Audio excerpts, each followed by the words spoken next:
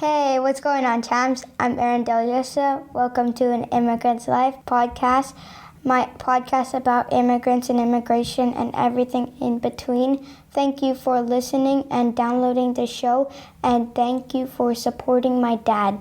Welcome back, Immigrant Nation. Another week, another new episode. As always, I appreciate your consistent support every week, no matter whenever or wherever you're listening to this podcast. And if you are new here, welcome. And please take a deep breath,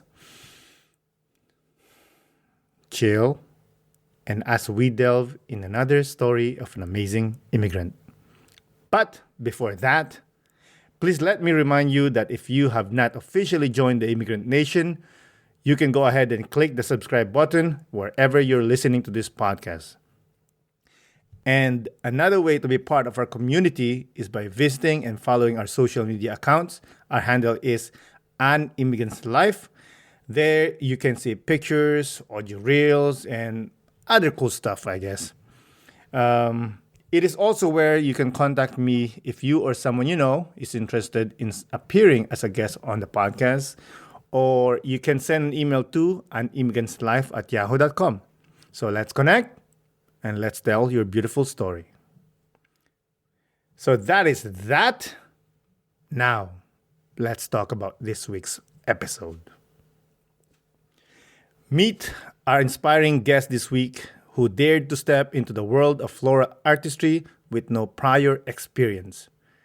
Taking a leap of faith, she opened her own boutique, infusing every arrangement with her unique Kurdish touch. Join us as she shares her journey of embracing risk, discovering her passion, and blossoming a vibrant tribute to culture through petals and colors. Beautiful words, but let's not waste more time. Without further ado, let's get into the show. Isa, dalawa, tatlo. Today's guest is a floral interior designer. She arranges flowers to beautify spaces, yet they fall short of her own beauty. Everyone, please welcome Berivan Altun.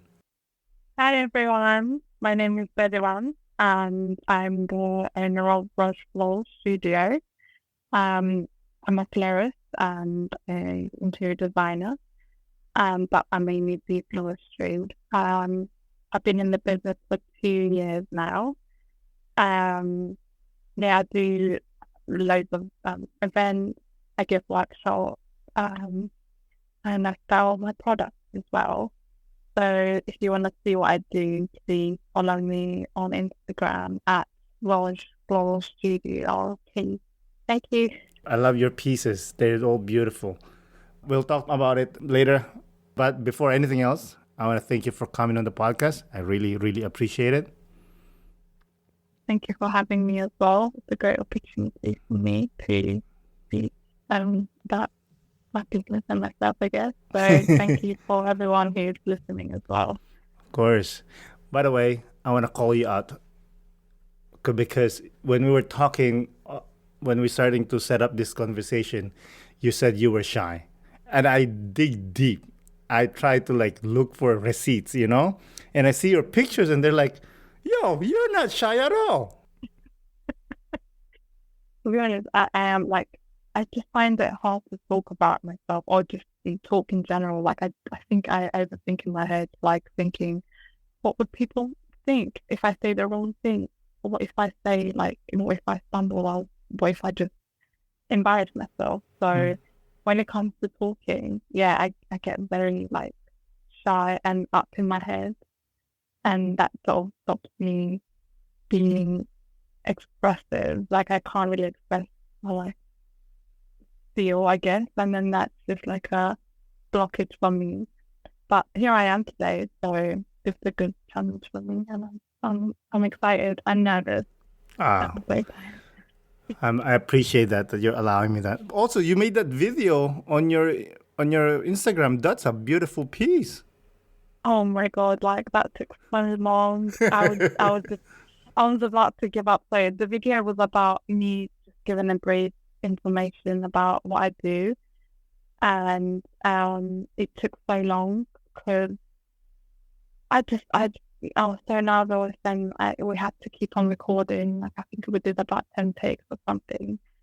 And I was just so nervous. I was like, I don't know how I look, I don't know how I sound, and I don't know how this is gonna come together. But the videographer, thanks to Anya, he did a great job. Also like comforting me, and also the overall sort of video looks great. So I'm happy. But yeah, that took so long. Like, I know it looks like I'm confident and I'm speaking of myself so well, but it was like on the inside, I was just dying. Like, oh my God. I know. But no one like that. No, I completely understand. I remember when I have to record this short video for the award that I won last year, and it was like a minute video. Dude, I was like, for a whole night, I'm like speaking and I keep on messing it up, Plus, there's a time limit, like it's a minute, And my wife's like on the side, she's the one like, you're too long, you're not saying it right, or what? I was like, dude, stop saying that. I don't even know what to say already. Yeah, I don't know. I feel the pressure. Like, I understand. It's not an easy thing to like be on cameras and do anything to like just show yourself in general. I think it's to say, but I feel like once you break that, once you sort of break that fear, I guess you're good to go. Like, I see a lot of people, like, for example, Camilla, she's amazing. Like, she's so confident. I love that. So the GOAT. Yeah. She's the best. Yeah, shout out to her as well. Of course, always. By the way, you said that you're not confident in front of the camera. I saw you did a fundraising for the earthquake in Turkey a few years ago, and you were in the camera. You're like killing it, girl. Again, like, I was like, what am I thinking of? It was a bit off guard. They were just asking questions, and I was not prepared, and I didn't know they were going to be there as well. I think they came from, I don't know, Getty Images, I think. Yes. Yeah, we did a small interview with them. So nice. I didn't even know what I said half of the time. When it was over, I was like shaking. I think that was one of my first sort of being in front of a camera about my business. It was, yeah, I didn't even listen. Like, I didn't even hear what, like, they sent me the videos afterwards. I did not check them out. I can't hear myself because I know if I listen, I'm just gonna cringe, and yeah, I didn't listen at the end of it. See, you're such. What I don't understand is, like, you take these beautiful photos of yourself in, provocative poses and provocative clothing. Like, yo, people see this thing, that. Like, what's the difference? I don't understand. But they don't hear me. They don't hear my voice. They don't. I also think, like, obviously being an immigrant, like, I just felt like I have an accent, and I tried so hard to get rid of it. Like, I studied a lot, just to be able to speak proper English and stuff, but I still feel like I have that thing, like the accent in me, and I feel like people are just judging me. I don't know why I feel that way. I think that's just, like, look-wise, I'm confident. Like, I can, it's fine. But when I start to speak, it's just like, no. What are you talking about? I don't understand you. You're not making any. I love your accent. It's beautiful. And whatever that, let's say there's a word that you're gonna say in that accent's gonna come out. Don't think of it as an accent. Think of it as a spice. That's your spice. Sure.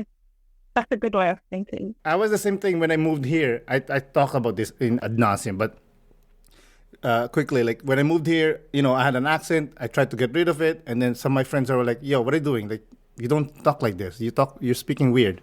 And I'm like, "Oh yeah, I can still speak, quote unquote, the Canadian way, but I always have these words that I'm like, when I'm hitting that, I'm putting extra spice on that. I promise you that, Yeah. There's always these words that, even for me, I'm like, I can't pronounce. It's just how it's gonna come out. So, yeah, I think that's just that, like, the confidence is there in terms of, like, the looks, I guess, the appearance, but just verbally, I'm not as confident. I don't know. I still don't understand you. You don't make sense because you have this beautiful accent. You speak well. Thank you. Speaking of accent and spice, I know you're Kurdish. Yeah. Let's talk about that. Like, were you born in Kurdistan, or which part? I was born and raised in Turkey. I came to London when I was 13 years old. And yeah, my background is Kurdish. So there's a big community in Turkey. And there's a big Kurdish community in Turkey as well. I think it's 20%, if I'm not wrong. Yeah, Kurdish people live in Turkey. So my parents were one of them. And yeah, we decided to move to London because a lot of my family is in London. So my parents thought it would be a better opportunity, like in terms of education for my sister, because I did like struggle a lot when I was at school because of my name. Like there were a couple of teachers that was like picking on me for my name and for my background. Why?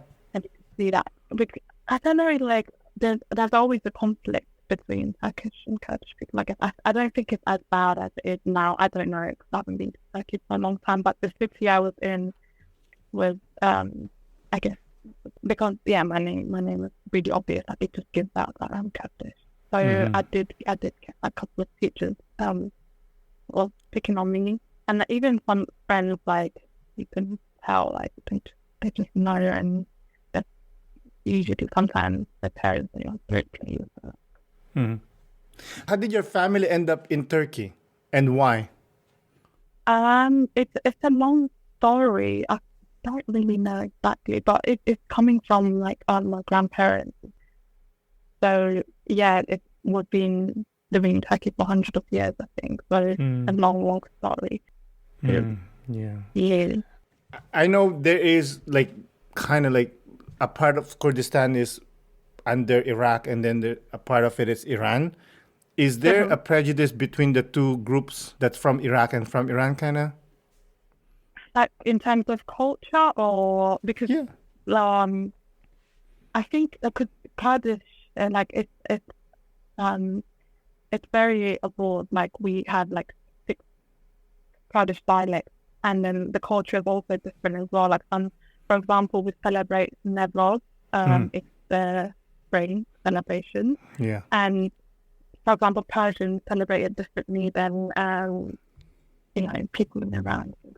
So it's similar, but I think the culture is sometimes different, and the language as well different. Like my dad speaks, he's Balda, so he speaks Balda, but there's also the actual Kurmanji and Sorani, so there's like loads of dialects. So that's also interesting as well, because they never taught us Kurdish.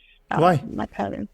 It's the same reason, because you don't really speak Kurdish in Turkey. You can only speak Turkish. Like they don't really like it when you say I'm Kurdish, or when you speak another language besides Turkish speaking. They just want, like you. That's what you learn in school. So my parents really didn't. And even like I'm trying to learn now, but then what do I learn? Because there's so many dialects, and it's beautiful. Like all of them are really beautiful. But which one do I learn my dad and speak Berber with my dad, or do I learn Kurmanji and or like if I speak that, then some of my friends speak Farani. So what do I do? You know? Well, you start with the one that that makes so much sense to you. I would say start with your dad's language, because at least you're gonna have the connection with dad. Yeah. Even my dad said like he forgets the language because he hasn't been speaking for like so long. So that was my dad's mother tongue. So he used to speak Kurdish only. And then they start to school and they're like, you need to learn Turkish, forget Kurdish. So they taught him Kurdish, and then he moved to the city from the village. And he barely spoke the language. And he's like, I'm actually forgetting my own language. And I'm like, no, this is horrible. Why You will forget. This is true. Yeah. And I just don't like that. I want that. I want the language to be able to like pass on to me and to my kids. You know. So you're right. Maybe I should start with my dad. So. Yeah, because that's your people. So that's the language of your people. You know. but yeah, you're 100% about like forgetting. Like I speak Tagalog. That's my dialect from the Philippines. We have 100 plus dialect, but Tagalog's like one of the main one, right? And dude, sometimes I'm talking to my family and I'm like, "What's that word for that thing?" And I like blank. And then the best part is that what I like about it though is when I meet someone from my town or from my area and speaks that certain dialect, and they'll say a word that I haven't heard in a while.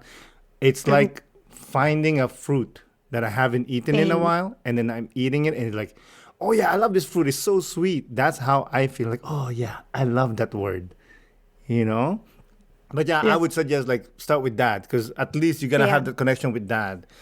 I've heard this theory about. I don't know if I agree with this 100%, but I feel like there are some immigrants that they have their own dialect, and then they have like you're well, you're first generation, but really you're second generation, kind of right. Like Really. you could never understand your parent because he speaks a different language, and that's the real form of him. Yeah. That's so true. Yeah, it's actually true. You said you don't agree with it. Not so much because if that person is able to speak in a certain language, like me, I could speak to to my kids in English. However, there are some. The only thing that I cannot explain to them is the humor. That's the hard part because we have a Filipino humor, sometimes silly, and I love it because it's so silly and dumb that I can never translate it to my kids because they'll never understand the humor. You cannot translate humor unless someone understands the humor. Yeah. Even if you try to explain, it's just not the same. Like, No, oh, okay. and it's a waste of time. They were like, Yeah. "That's not funny." I'm like, "Yeah, but if you understand Kurds, you'll find it funny." Yeah, exactly. Growing up in Turkey, how were you guys social economic? I know there's a prejudice. Were you guys doing well? Was the mom and dad had a business? My dad's job got bankrupt, Bro. and so yeah, that's I think that's also another reason because he didn't have a job and it was difficult for him to get a job. And my mum was she was working at a hospital doing like a receptionist sort of thing, in a really well established hospital. But it was just my mum working for a bit, and I think that was a break point as well for us to come here as well because it was just becoming very difficult, even for my dad. Like I think he was quite like depressed in that way. He was like, oh, I don't have a job, my kids are not happy, and yeah, only mum's working. So yeah, we just packed everything. But to be honest, it wasn't that let's pack and leave. It took about 3-4 years to get the visa and everything. So meanwhile, yeah, my dad was still searching for a job and my mom was working. So my mom was actually like, the only one who was That working. must be hard for dad. Yeah, imagine like Because, you're the sort of being a man. backbone. Yeah, exactly. You're literally the backbone of the house, and Yeah. you feel like you're not enough. You're not working, you're not contributing to the family, so you must felt like that. But yeah, so they were like, okay, let's just save our kids, save ourselves, and go to London. Shout out to mom, by the way. Like carrying the weight. You're like, Yeah, yo, get on my shoulder. We're going to promised land. yeah, literally. Yeah, she's usually she's more of the main character, I guess. Like my dad is usually calm and laid back, and my mum is the one who makes the decisions in the house, and she will say yes or no. Even now? Even now, yeah. That's funny. You moved when you were 14. You're like pre-teen, man. You're trying to find your way. You're trying to find yourself. And then here we Mm-hmm. are, new world, new things. How Mm-hmm. was that? Yeah, it was actually really difficult because yeah, like I'm aware of everything. I'm self-conscious about myself, and I know I'm growing up, and I have my friends now and everything. And you live in your hometown, you live in your house, everything that had value, like sentimental value to you. You leave everything, and then you come to this like foreign country, and you don't know anything. Bear in mind, my mum couldn't come to the UK, so we came here with my dad and my sister, the three Bro. of us. And then, yeah, there was a complication with her visa, so it took 5 years for her to come. So we, yeah, we didn't grow up with my mum basically for 5 years. 5 years, So it no was mom. really difficult. Yes, Holy like literally, garbage. it was so bad. And um, yeah, you're just becoming a teenager now, and the most important person you need is your mom. You want to be able to talk about things. Hmm. Yeah, luckily we had like my aunties. Like, I have two aunties, and they took care of us, which I'm really grateful for.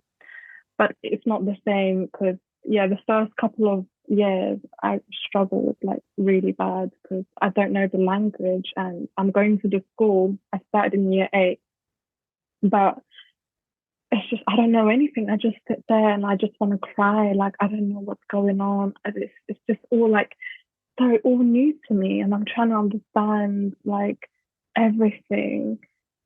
It's so difficult because I started in year 8, and my sister was in year 6. So she was in a primary school and I was in secondary school. So we were in different schools as well. So I didn't even have her to sort of have a support with me. It was like it took so long for me to be able to adjust and make friends. And obviously, like when you're a kid, there's mean kids, like you get bullied as well for not being able to speak the language, or when you start to speak and learn they pick on you again because you can't say the word correctly or you don't make sense. So I was like, again, really shy and quiet, really like introvert. I didn't speak at all for a year. I remember like on my breaks, like when we had lunch breaks and stuff, I used to just go to the toilet and just sit there. Like I know it was really difficult. It was bad. You just sit in the Because toilet the there whole will be the time? bathroom. Huh? You sit in the toilet the whole time because you don't want to chill with nobody? Yeah, because I didn't have anyone. Because Hmm. it's difficult. Like, who do I speak to? Who do I talk to? Where do I go? So I just thought it would just be safest if I just go to the toilet and just sit there, be on my own. And it was so sad. I know it was like You're really making sad. me cry. So Now, yeah, I've done that for months like that. 4 months is not like a week or two. No, no, until I got used to it, and then yeah, Then you start having friends. yeah. Okay, this is a good question for that.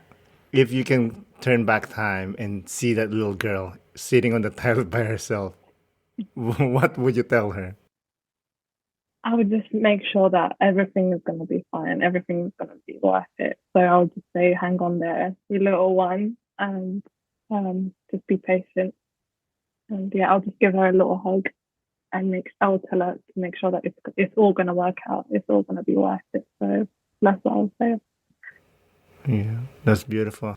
I know, like, being a kid, that's all you want. You just want someone to tell you, everything's going to be okay, dude. Don't worry Mm-hmm. about it.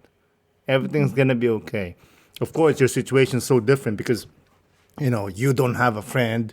You don't understand what's happening. Mom's not even there. I'm pretty sure dad's working hard. Yeah. Thankfully, you have family there. My God, man. Hey, props to you, man. How about your sister? When you guys get home, do you guys talk about like what happened, how you guys coping, or it was just like, dude, I have my own shit. You deal with your own shit. To be honest, like my sister was living with my other auntie because like my auntie's kids were going to the same primary school. Hmm. So I didn't even get to see my sister. So I was staying with my other auntie because my school was closer to her house. So I wasn't even like I was not even contacting my dad properly. It was just like he used to come on the weekends and take us out and like, he's literally, he was the most supportive dad. He still is the most supportive dad ever. Like, he would make sure we laugh, we cheer up, he would just like play with us and, you know, trying to make us laugh and give some energy to us. But no, I wasn't having anything. I wasn't having like any at all. I was like, no, I want my mom. No, for a while it was like, I think like I'm the oldest and I'm more emotional, and I'm more like, I'm more of a, I'm the immature one, I guess. And my sister's more like, she's more mature. Like, and she will tell me off. She'll be like, stop acting like a kid. Get your things together. Uh, yeah, because you're an artist. That's what artists are. Very emotional. Yeah. Yeah, like that's how it is. We're very in tune to this emotion, and we focus on emotion. And of course, it's a curse and a gift, because that emotion and that's being in touch with I guess the supernatural allows us to create beautiful things. However, it also brings that, the dark side. Yeah. But to be honest, you do need that dark side, even as an artist. I think you need that dark side to be able to express and to be able to create. I think like that's how I see it. That's how I feel it. Like, yeah, I think we need that. 100%. Like, I used to write a lot, and I always say that I'm very prolific when it's winter and I'm sad, and I'm like, I write beautiful stuff. Mm. Yeah, yeah. I think I feel the same as well. I studied art in college, and like if I'm in a bad mood, I make the most like beautiful pieces. Just like get angry and get expressive, and it's like, oh, I love this, because I was also doing abstract painting for a while. So it's like, yeah, like it's the way I express myself, like the anger or like whatever feeling is just like onto the paper, and it looks so good. And even my tutors were like loving it. But when I'm in a happy mood, it's not there. Like, I need some sort of like, I need to hang on to something to be able to like express and create. But yeah. Yeah. Also, I saw that you volunteered in Poland to be an English mentor. What made you think that? How do you know all of this? Don't This is worry crazy. about it, dude. Yeah. Well, thank you for doing your work really well. I appreciate that you actually know a lot about myself. So yeah, I did. I don't know. I'm just interested in traveling in general, and I was looking at schemes that I could do. And then this came out. It was like so you give you teach English and everything is paid. It was in a really nice hotel in Poland. And I was like, this is great. I want to be able to teach English, even though I don't speak the language so well. I'm going to do it. But this time you didn't sit in the toilet, right? You actually... No. But you know what? I was really shy, and I was like, how am I going to like teach someone? And it's not even my first language, but it was more of a fun thing. Like, it was for like from year 14 years old till 17, 18. So it was mostly teenagers, and it was like a summer camp for them. So they were just having fun, and most of them knew how to speak the language. So I just had to go and speak with them and have a little holiday, which was amazing. Like, I met amazing people from there, and it was just to teach English and to have a sort of experience and travel, basically. I kind of wanted to do that more, but then COVID hit, and because I was gonna actually go Africa for like 3 months, volunteering for like they give you a someone who lives there. You stay with them for 3 months, and you help the community, like you go to schools, educate them, or if they need any like agricultural help, you go to the farm. Agriculture? Oh, I love nature. Like, I can live in a farm and not complain. So I was like, this is perfect for me, and I love helping people out in general. So, but then COVID happened, and I got cancer. So I'm here now. Still in London. You got stuck in dreary London. Yeah, literally. I can't really. Is that COVID was the reason why you started Roj Floral Studio? What were you doing before that? So I was studying. So my plan was to finish uni and then go traveling. So Africa was go to. Basically everything was set and like everything was ready. But that didn't happen, and then COVID hit. So I didn't. I studied interior design, and there was no job, no offices were open, no one was hiring. So I was like, what do I do? What do I do? What do I do? I just decided to open my own business. I was working. I did like a small work for this event company, which they were doing like weddings and like celebration or like decorational backdrops and stuff for like events. Obviously, like during COVID, weddings were not allowed. It was bad as well. But a couple of people were doing it secretly, like Of engagements course. and stuff, like really small ones. So I was like working for again, that was a small business with just two girls. They were really nice. So and I was like, I really like this. Like I really like working with flowers and being part of someone's really special day. Like they're gonna remember this for the rest of their life, and I'm part of it, and that's something really beautiful. Like it's contributing to their most important day. So yeah, I just thought I'll just ditch interior design and just focus on flowers. And it's something, flowers, it just makes me happy in general. Like just being around with colors and the smells. It's much better than sitting on a computer drawing up a plan for like hours and hours. I was like, this is not for me. I can't do this. And I always knew that I wanted to be my own boss. Like I just knew it from the beginning. I can't work for someone else. I'd rather have no money, but at least work for myself rather than be a slave for someone else, because they make money and I get the least when I do the most. And I hate that. I just hate that system. So I just thought I'll make my own. Well said. True businesswoman, eh? I don't know. By the way, interior design, how did you sell that to mom? That you're gonna do interior designing? To be honest, they were okay because like I literally my GCSEs I picked art. For college I picked art as well. I wanted to do architecture actually, but then I realized it's 7 years. I'm like, I'm not doing 7 years of this.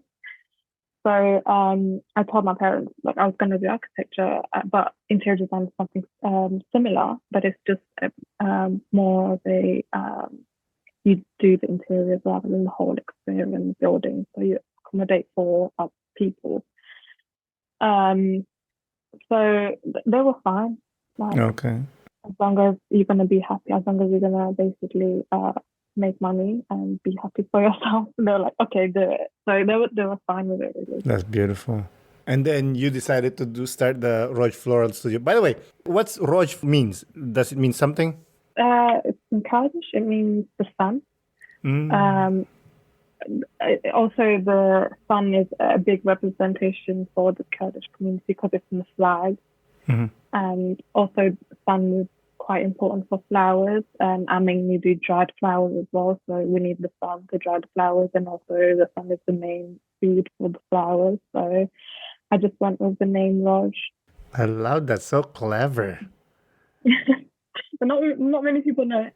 I love it. I also love the logo Thank you. that you made. It's so simple, but it just, especially now you're telling me the story behind it. Like it's well done, dude. Thank you so much. I actually drew it myself, and then I got the graphic designer to sketch over it because I wanted to do my like drawing. So I did like 5 sketches of the sun, and then I picked one, and then I send it to her, and then she scanned it and redraw over it basically. I saw that it's from a tattoo of the women. It's called DEC or DEQ. Yeah, I actually have one as well. Oh, that's gorgeous. Yeah, How do you pronounce it properly? it's called Deck. DEC, okay. I read that they use breast milk. Yes, correct. Yo, that's messed up, man, but I love it. No, it isn't messed up. It's basically when a woman gives birth for the first time, they take the first basically milk out of it, and then they mix it with some sort of ink, basically powder ink, and then they place it onto the skin. I think it kind of like represents again femininity, the power, because the tattoos they used to do it as a way of like a beauty sort of trend, but also to show like it's just it basically represents the feminine power basically. So yeah, I find it so interesting that they use the mother's milk. I actually want to get the original one. I want to go to Turkey. I think they do it in Van, one of the cities. I know a couple of people. I follow a couple of people that do it. I actually want to go and get it done on me. I That would think be that cool, would be so man. cool. Yeah, most people get it on their faces like before. Mm. I actually do. I used to draw like the tattoos on my face just to draw it, and I wanted a tattoo of it, but I'm like, it's on my face. It's gonna be there for a long time. Do I actually want to like see it every day? Like I don't think I was prepared for it, even though I still want it. But I was like, I'll just keep on drawing it, just because if I get bored or if anything happens, I'd just Yeah. rather not. That's your I face, just draw dude. it. There's no Yeah. tissue for your face. Yeah, I actually went to the tattoo shop to get it on my face, and then I called my sister. I'm like, look, I'm getting a tattoo, and she's like, you're not gonna get a job if you're planning to get a job with this face. Like, forget it. So I was like, okay, let me get it on my wrist then. So I just ended up having it. But now you don't have a job, but you have a business of your own. Exactly. So now I can get it. Now I Yeah. guess it's.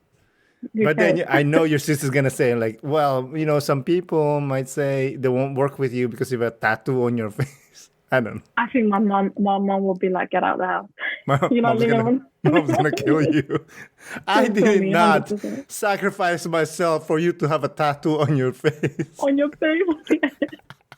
Yeah, no, I think it will be too much for her, so I Yeah. wouldn't want to. How about men? Do they have tattoos too, or only for Yeah, women?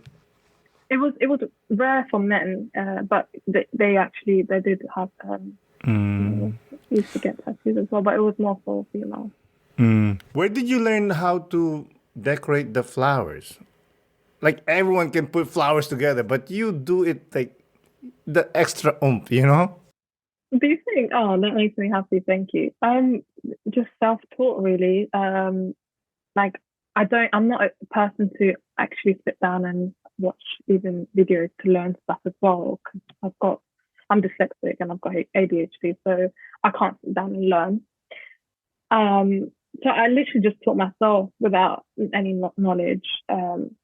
Yeah, that's literally how I don't know. I guess I have the eye for it too. Because again, I think having the art and design background helps me to sort of be a bit more different and have that uniqueness, I guess. So that's how I see it. I don't know if people agree with that, but yeah. No, it makes sense. If you do have the eye for colors and designs, it's pretty much an easy transition. Like if you're a good painter, or you can see that there's like, okay, red goes with this color, or this shape goes with this shape. Yeah, that's true.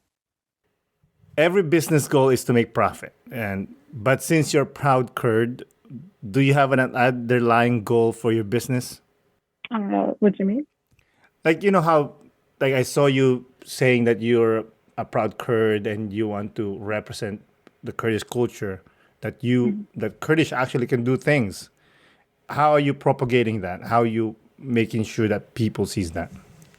I think just literally introducing myself of who I am, and also our culture is so rich, especially for weddings and stuff. Like the dresses that we wear, or the dances we do, or the instruments we play. It's just so rich. And if I can show to people, like if I can at least teach one person that this is what we do, and if one person's interested and if that person learns from my culture, I'm happy. Like I can sleep in peace. That's literally what I want. And just me saying I'm Kurdish, they're like, oh wow, that's so interesting. Some people know, some people don't know. And me being able to say that, and me being able to show that through like my tattoos or my art, or like what I do with my business, I'm really happy. Like me just saying that is already like helping a lot of people who are not aware of like Kurds in general. I have another tattoo actually on my foot. It's a mythological story of a snake woman. It's called Shahmaran. Again, that represents like feminine power, and but anyways, I drew it myself because I wanted to have a bit of a modern sort of thing. I think you can see on my personal Instagram one of the pictures that I had. So yeah, like me, even like people are like, oh, what is this? I'm like, it's like Kurdish mythology, and I start to talk about it, and that's already, teaching them something. And then I go on and talk about my business. I'm like, yeah, my business also represents like who I am, where I'm coming from. So with those kind of small bits, like I don't think because obviously flowers and Kurdish, it's not a massive like connection there, but I'm doing it in my way, like just me saying I'm Kurdish, me saying like this is what I do and this is how I sort of communicate. I guess that helps. It's not a massive like thing to connect, but if I can do it even tiny bit, I'm proud basically. Mm-hmm. Have you always been proud Kurdish though? Yeah. Yeah. When I was little though, like obviously again it was a bit difficult. I was like, why am I standing out more? Why is my name getting picked up on and stuff? So I think in Turkey I guess I was just lost because I didn't know my identity. I didn't know where I'm coming from. But the more I learned, especially coming here, the more I learned, the more I like heard my dad's stories and heard people's stories and stuff. I think it made me fall in love, and I'm like, more people should know. And yeah, I just thought I'll do something to be able to teach someone about my background. Speaking of that fundraiser that we talked about earlier, the Cloves app, I don't know how to say it, like Seva Mexerej? I'm sorry. Say it. I can't say it as well because I don't speak a language. But you so practice. Bad, I know. Hey, between the two of us, you're going to hit it closer. You know what I'm saying? No, Not even going to try. All right. It's like it's a apple that you put cloves. Yeah. Who thought of this and what's the idea? So it was a symbol of like giving love because it takes such a long time to make and it smells so good and the smell never fades. Like I still have it in my bedroom, and yeah, every morning I wake up I can smell it. So it's a way of so I'm giving this to you. This took so long and it's gonna last hundreds of years, like my love to you. So it was like people used to give it to their love or their friends or their family just to say that my love is going to last hundreds of years to you, and the amount of effort I put into this is like shows how much I love you basically. And we thought of doing it for like in a Valentine's theme. We actually thought of this like way before the earthquake, so we thought it would be fun to tell people what it is. But obviously, when the earthquake happened, we thought, what do we do? Like, should we still do it? And then we thought, let's just still do it, but just basically donate it. And people actually appreciate it because I was again worried. I was like, what if people get the wrong idea? Like, oh, we're just like having fun and doing bits where people are like suffering. But it was not the case. We were literally actually doing something to help them, and I was so proud of of that. And the idea behind it, again, is like so beautiful. And so what I did was, usually it's just the apple and the cloth. And what I did was I put my flowers on top of it just to give that touch to it. It's something different, like adding the flowers. So yeah, that was a nice touch that we thought. Yeah, I love that you say that it takes a long time to cover it with the clove. I'm like, yo, girl, I love you, and that's enough. I'm not doing the cloves, okay? Yeah, no, I think if you were in a workshop, I would probably because most people want to cheat and they do the front and they're like, when it comes to the back, they're like, can we just no, you're sitting down with me and you're doing, I'm watching you. Like, no, I wouldn't have let you go like that. No, I'm like, yo, girl, I'm going to give you 100 pounds. Give me the flowers. I'm not doing the cloves. No, but there's something really nice about like when you put effort into this and when you think about the person that you're going to give it to, it's just like it makes the whole experience nicer, and you feel more happier. You're like, oh my God, I'm putting so much effort into this, and I'm going to give it to that person. And the expression or the emotions that they're going to get from what I made is like incredible. So it's worth seeing. So stop being lazy. Hey, she better be appreciated, man. It takes a while to put the stupid clothes, man. Yeah, I think we were there about 3 hours, if I'm not wrong, maybe more. 3 hours for the apple? Yeah, if I'm not wrong, I don't remember now. But I felt like it was 3 hours. I was just there, like walking around and make sure everyone was Holy. happy. But everyone loved it because everyone was just chatting, everyone was just connecting really nicely. They were like, Yeah. Kurdish people, Turkish people, like other ethnicities, which was like so incredible. So yeah, it was actually amazing. Yeah, I love that. How did you come up with the floral workshop idea? My studio is in Hackney Wick, and they were giving workshops regularly. So they used to have a clay workshop and sip and paint and like other loads of workshops basically. I'm like, this is quite fun. Like I like teaching anyway. I like to be able to teach someone. So I'm like, what can I do? I was looking at ideas to be able to teach them, because there are like fresh flower bouquet arrangement workshops and stuff like that, but I didn't want to do that. I wanted to be a bit more different, because when you do fresh flowers, it's going to last you for a week and that's it. So you're going to spend so much money, and fresh flowers like really expensive. I don't know how much it's It's expensive because every time I buy my wife, she's like, "Hey, don't stop buying. It's expensive." yeah, even here it's really expensive. So I'm like, it's not worth for someone to spend so much money on learning how to make a bouquet, which is going to die in a week. So I thought dry flowers is going to last forever if you take care of it well. So I was like, let me combine that.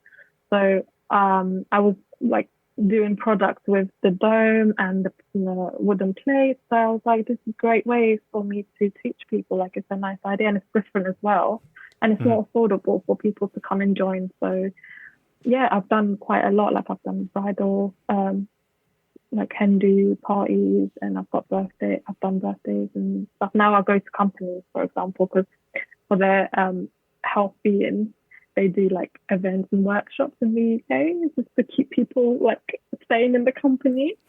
So give them money. Yeah, that's how it's gonna stay. True. Just give them more money and they'll be happy. But yeah, I think like that's something that it's been going around for a bit. So I contacted a couple of companies, and they were happy to like take me in for a workshop. So now I go to like companies and give them workshops. So it's interesting. I love it. I love that idea. Like you said earlier, that they're conversing, getting to know each other more while they're creating this beautiful artwork. By the way, how do you dry the flowers? Do you use chemical or just natural? Natural. So when I do like wedding bouquets, I try to be sustainable. But everything I have, every flower or every sort of thing I get, try to reuse it. So when I get fresh flowers, like fresh flower order for a wedding, the bouquet, any leftovers, I just hang them upside down. In my studio, I've got a ceiling. I made like an installation on my ceiling. I just hang them on the ceiling upside down, and they just dry up, and then I use them for my workshop. So yeah, that's how it is. Sometimes I buy them from a supplier.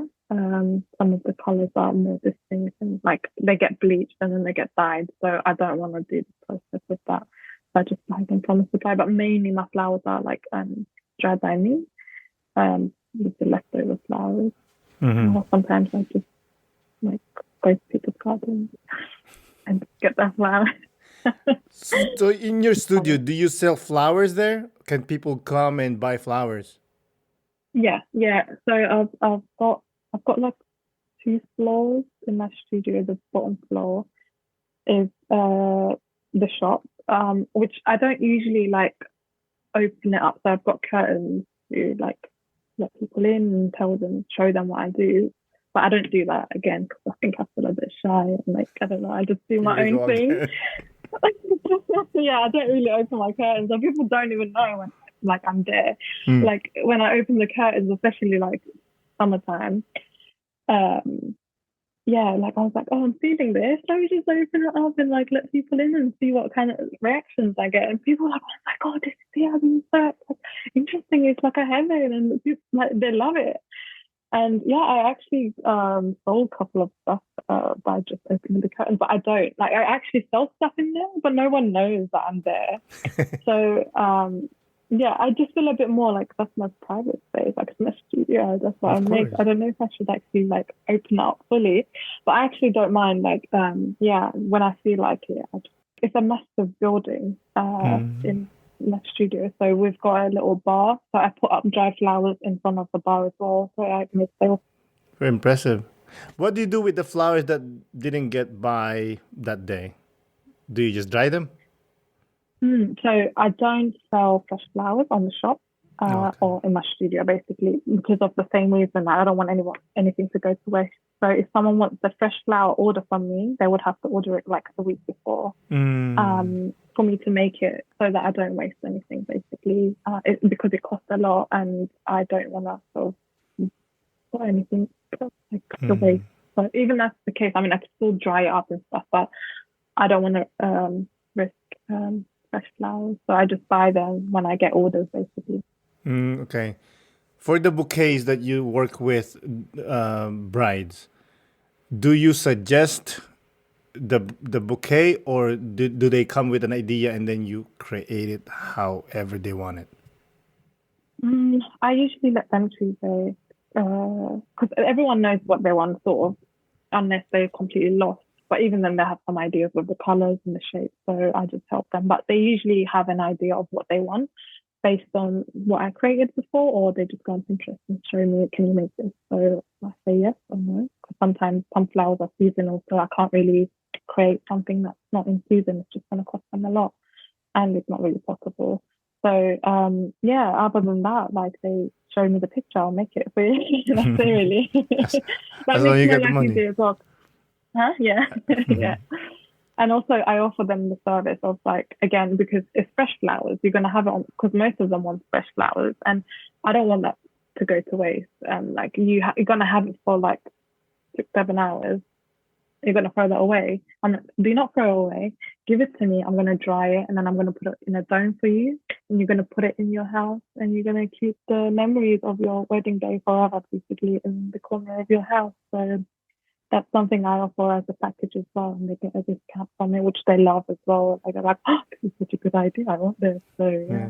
It's a great idea.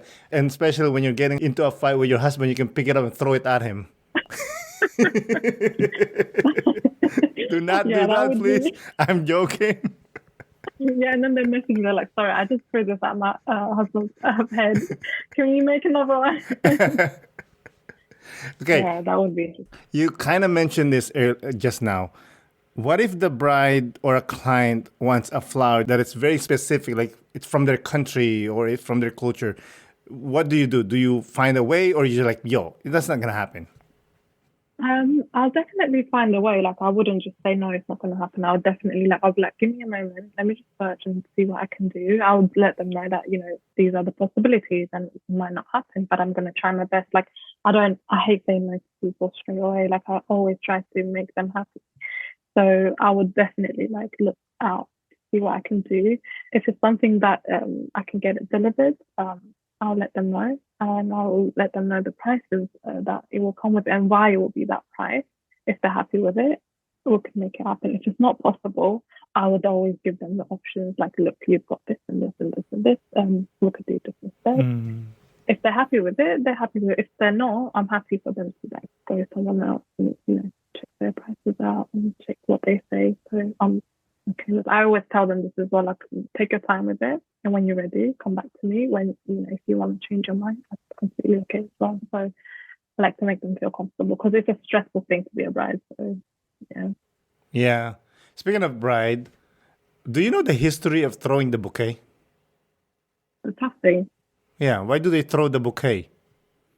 You don't know? Anyways, forget about that.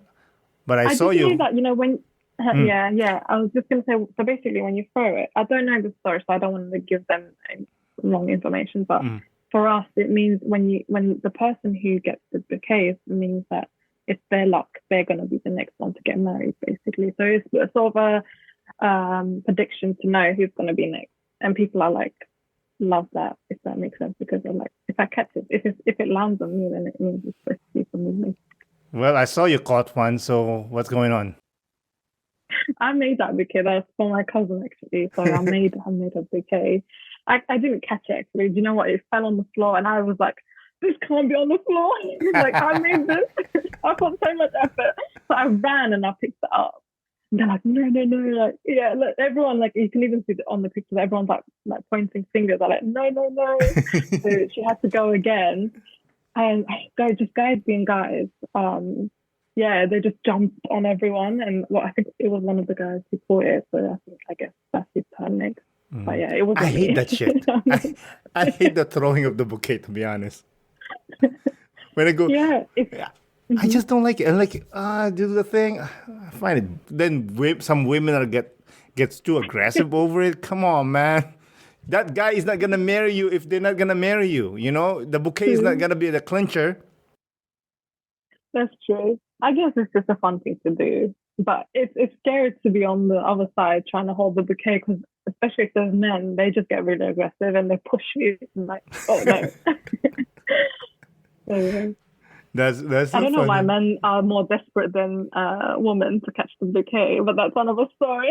Wait, what? There's men that catches the bouquet? Yeah, I've seen men also trying to catch the bouquet. I guess for their girls. I don't know. Like they catch it and they give it to the girl or something. Not here. We don't do that here. Really? I've never seen that. People. Really? Yeah, I mean, if you're, gay, yeah, sure, and you want to get married, hey, go have fun. I don't care. But not here. Like, we've never seen that before. I mean, maybe in here, maybe it's not really common, but I've seen actually like videos and pictures of people trying to catch, men trying to catch the wedding bouquet. Brits, man, they're weird. Yeah, honestly, like homeland. Okay, well, flower is not really sustainable, right? Have you had some comments, people saying like, oh, I don't want to buy flowers or whatever because it's not sustainable? Yeah, I mean, that's why I do dried flowers, because it's sustainable and it's going to last you longer. So I'm like, if you want to, just literally, like, I don't really like when people buy flowers as a gift for someone. I'm like, look, forget the fresh ones. Let's put it in a dome. It's gonna be a forever flower for them, for the person that you're giving it to, and they can have it as a home decoration.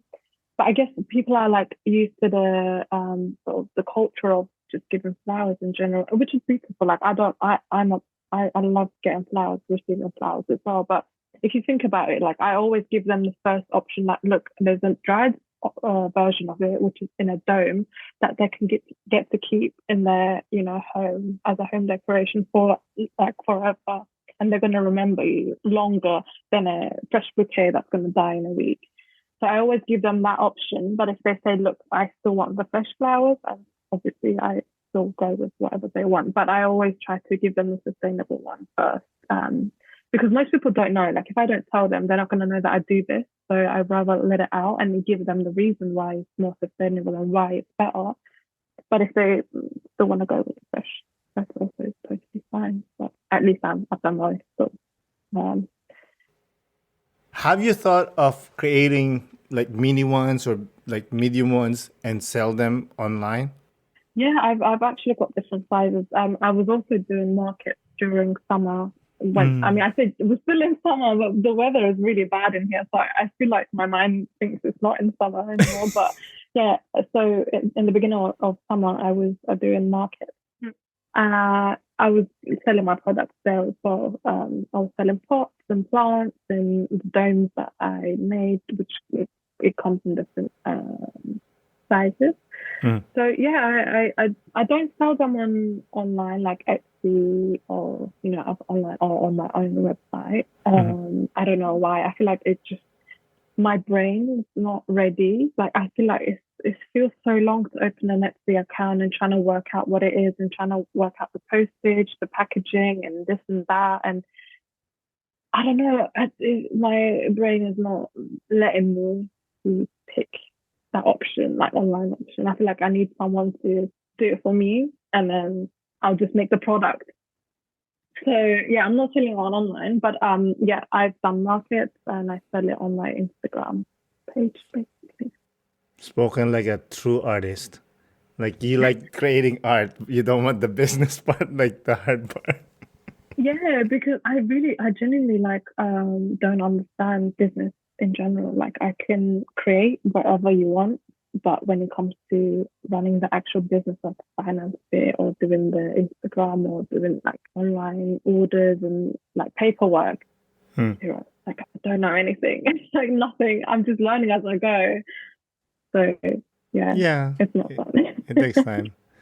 I think we're there. Yeah. It's been such a pleasure having a conversation with you. Before we close out, do you have any last Mhm. remark? I just want to say to everyone that they should follow their dreams and they should take the risk because they're only going to live once. And if they have an aim or a purpose in life, they shouldn't wait for any sort of time like, oh, I'll do it next year, I'll do it when I'm this age, or I'll do it when this time comes. They should do it when they need to, like when they feel like they're ready for it. They should just go for it. And being happier is more important than like being rich to me. So I feel like just follow your dreams and take the risk. I love that. Beautiful. Well said. Before we close out, if you want to say your Instagram account again and whatever else, go take your time. Okay. Yeah. Also, if you want to follow me and support me again, you can follow my Instagram at Roj Floral Studio. And if you have any questions or if you want to ask me anything, you can DM me on Instagram. I'm happy to help. It doesn't even have to be about flowers. It could be anything really. Like if you want any sort of like opinions on like how to run your own business or how to sort of start up a business or just how to gain confidence. Not that I am, but in business, I'm happy to help. I'm happy to sort of give the support that they need to. Or if someone's just looking for a friend in general, like just if you're bored, message me. I'm happy to help everyone. And thank you so much for having me today. It's been a pleasure and it was so nice meeting you. Yes, for sure. Again, Berivan, thank you for coming on the podcast. I really do appreciate it. Thank you so much as well. Thank Have a you. good night. You too. Bye-bye. Bye. Thank you again, Berivan, for coming on the podcast. I really do appreciate it. Thank you, listeners, for listening.